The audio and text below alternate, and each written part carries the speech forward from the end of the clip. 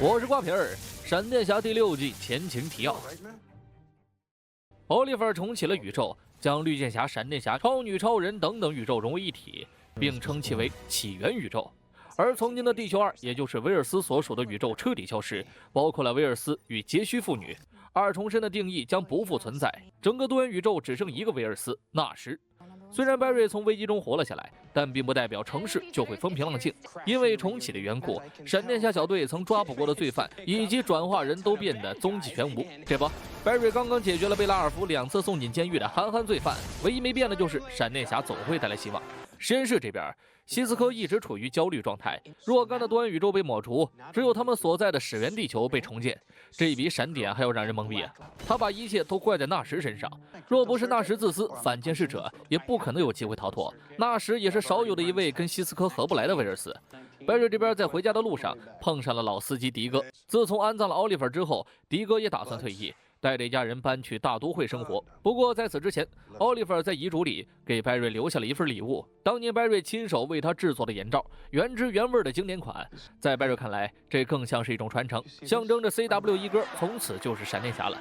可奥利弗从来不是那种多愁善感的人，这其中肯定有什么含义。艾瑞斯赶去调查关于螺旋标志的案件，家里就剩迪哥和白瑞2个人一拍即合，觉得查一查奥利弗的目的。众所周知，迪哥生平最害怕就是被闪电侠拉着快速移动，白瑞只能把实验室的工具都搬了过来，他不想浪费任何时间。经过一系列取证后，白瑞发现面具上残留了一些米拉库鲁的沉淀物。难道重启后的炼狱岛还有未被发掘的米拉库鲁？为了不让类似丧钟的人卷土重来，迪哥一口气闷了整瓶晕车药，和白瑞前往了炼狱岛。白瑞把货船上搜了一遍，只找到了一个空盒子，别说米拉库鲁了，连根毛都没有。白瑞一下子汗毛竖立，难不成就有人前行一步带走了米拉库鲁？可迪哥却乐了，他告诉白瑞：“你肯定是想太多了。奥利弗也许只是想给你留个礼物。”经历了危机之后，白瑞的神经异常敏感，他甚至想找其他人帮忙查查真相。一想起自己可能会辜负奥利弗的牺牲，白瑞的情绪变得愈发激动，一道闪电不受控制地爆发了出来，在手指间转瞬即逝。迪哥给白瑞讲起了往事。几年前，因为刺客联盟的事，奥利弗和西亚被迫在炼狱岛待过一段时间，那期间和丧钟有过交手。眼罩上的痕迹应该就是那会儿留下的。白瑞听完后就像是泄了气的气球，在这之前他还以为会有奇迹发生，能靠自己救活奥利弗。现在想想，尘埃已落地，也许奥利弗只是不想让白瑞变成自己这样。迪哥总是在别人需要的时候注入正能量，他告诉白瑞，生活是场马拉松，即便是你也应该放慢脚步，享受其中的过程。远在1000公里外的中城，艾瑞斯找到了一个了解螺旋标志的线人，男人冒着生命危险把知道的全盘托出。有家公司叫麦卡洛克，当年的棱镜枪和血清都是他们研发的。风平浪静20年，直到有一天，名叫布拉德的人跳槽过来接管了公司。这个人压根儿就不懂科技。男人还发现布拉德在某天晚上偷摸拿走了公司研发的光子枪。在那之后，男人开始怀疑这个人，甚至为此被效劳20年的公司开除。他们手下有刺客，专门负责脏事儿。这个组织自称黑洞。艾瑞斯把自己得来的情报告诉了大家。黑洞组织一直在绑架和训练转化人，比如阿莱格纳的表姐就是其中之一。组织已经根深蒂固，光靠艾瑞斯他们一群记者根本不可能掀起什么波澜。为了得到更多情报，艾瑞斯找到了麦卡洛克的新一任 CEO 约瑟夫，开门见山地问他光子枪盗窃事件的细节。毕竟知道这件事的人不多，如果暴露出去，麦卡洛克公司会损失惨重。在等待约瑟夫查档案的期间，艾瑞斯发现一间门牌是 AV3 的办公室很诡异，没来及细想就接过了约瑟夫的档案。早前透露真相的男人叫哈斯基，公司开除他也是因为哈斯基行为诡异，在内部引起了不小的恐慌。约瑟夫还表示这件事完全是误会，公司内部已经把盗窃案解决了。艾瑞斯并没有打算放弃，还想把真相公布于众。至于麦卡洛克公司的亏损和自己无关。殊不知这一系列的举动为自己引来了杀身之祸，刺客已经盯上了艾瑞斯。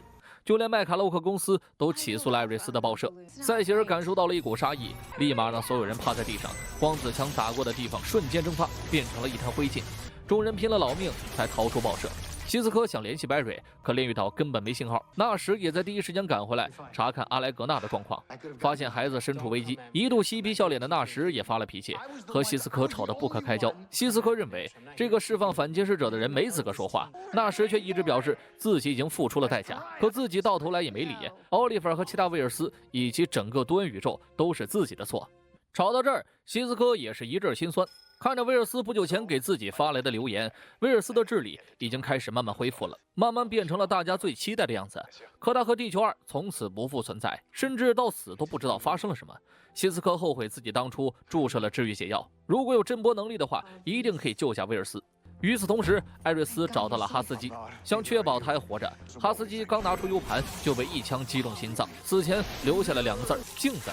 艾瑞斯慌慌张张地开始逃命，身上还是受了轻伤，不过他记住了刺客的模样，从希斯科的罪犯笔记里找到了他，来自日本的纪美代博士，因为粒子加速器的爆炸获得了发射星光的能力，4年前突然失踪，想必也是黑洞组织干的。如果说光子枪是武器，那纪美代就是子弹。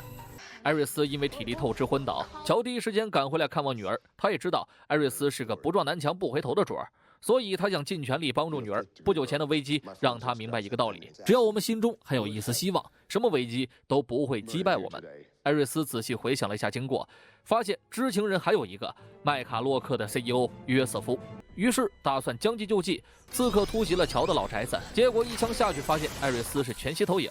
也在此时，冰霜和乔现身包围了刺客，暂时控制了局面。真正的艾瑞斯早在约瑟夫办公室门口等候多时了。明人不说暗话，约瑟夫就是黑洞组织的头目，他一直利用麦卡洛克公司的资源运营黑洞的非法买卖。约瑟夫也不装了，摊牌了。